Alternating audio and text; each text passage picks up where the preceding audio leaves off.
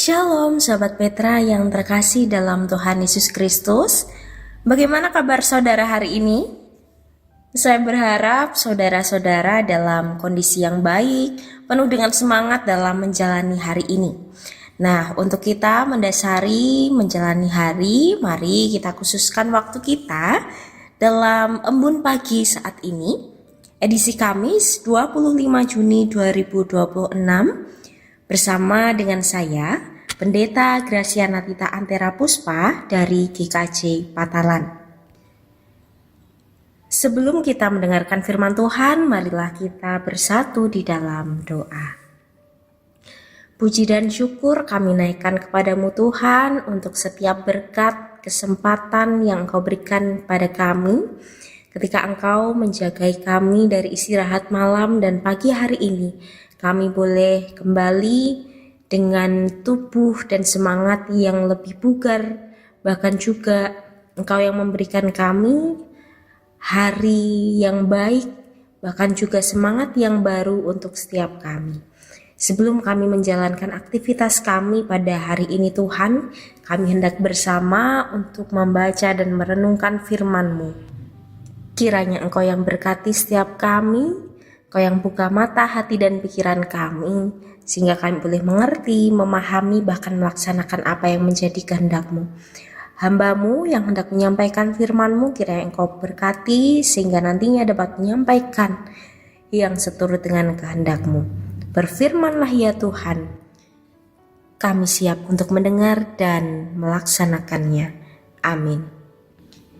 Sahabat Petra yang terkasih dalam Tuhan Yesus Kristus, firman Tuhan pada pagi hari ini terambil dari Galatia pasalnya yang kelima ayat 2 sampai dengan 6. Galatia pasalnya yang kelima ayat 2 sampai dengan 6 saya akan bacakan untuk kita semua.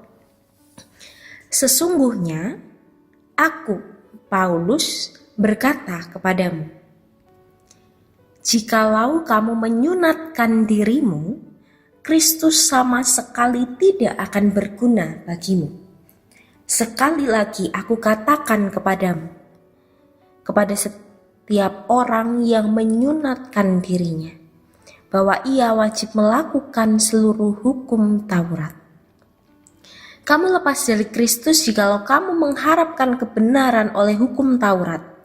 Kamu hidup di luar kasih karunia. Sebab oleh roh dan karena iman, kita menantikan kebenaran yang kita harapkan. Sebab bagi orang-orang yang ada di dalam Kristus Yesus, hal bersunat atau tidak bersunat tidak mempunyai sesuatu arti, hanya iman yang bekerja oleh kasih. Demikianlah firman Tuhan. Yang berbahagia adalah setiap kita yang mendengarkan firman Tuhan dan melakukannya dalam hidup sehari-hari. Haleluya, amin. Sahabat Petra yang terkasih, saat ini kita akan bersama merenungkan firman Tuhan pada pagi hari ini dengan sebuah tema, yaitu menjadi orang merdeka. Nampaknya kemerdekaan ini adalah sesuatu yang sangat berharga dalam hidup kita. Karena apa? Karena setiap orang tentu ingin hidup yang merdeka, hidup yang bebas dari tekanan, bebas dari ketakutan, bahkan juga terbebas dari belenggu yang membatasi setiap hidup kita. Namun entah disadari atau tidak, seringkali kita masih hidup dalam penjara yang mungkin tidak terlihat.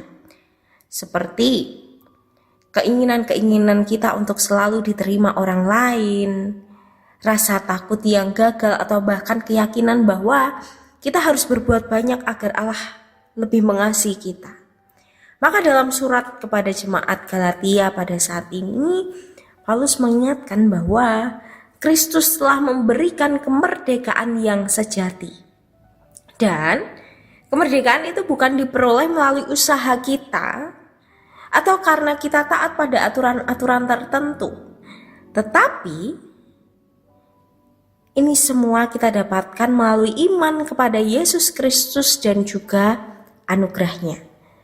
Tadi dalam bacaan kita di ayat 2 sampai dengan 6, Paulus menegaskan bahwa sunat atau berbagai aturan keagamaan ini tidak dapat menyelamatkan seseorang.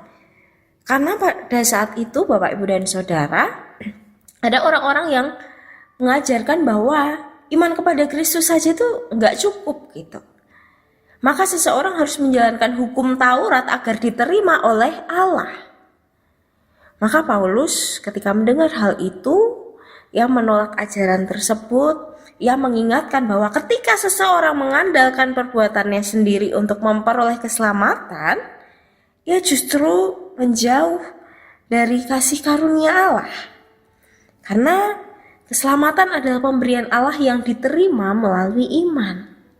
Karena itu, menjadi orang merdeka berarti kita hidup dengan penuh keyakinan bahwa kita telah diterima dan dikasihi Allah melalui Kristus.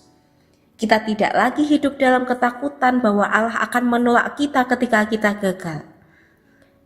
Bahwa malah sebaliknya, kita hidup dalam hubungan yang penuh dengan kasih dengan Tuhan. Paulus kemudian menyimpulkan bahwa yang paling penting itu bukanlah tanda lahiriah atau ritual keagamaannya, tetapi iman yang bekerja oleh kasih.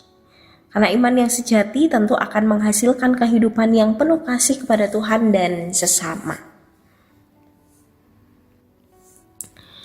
Dan menjadi orang yang merdeka di dalam Kristus, tentu itu berarti kita bebas dari keinginan untuk selalu menyenangkan semua orang.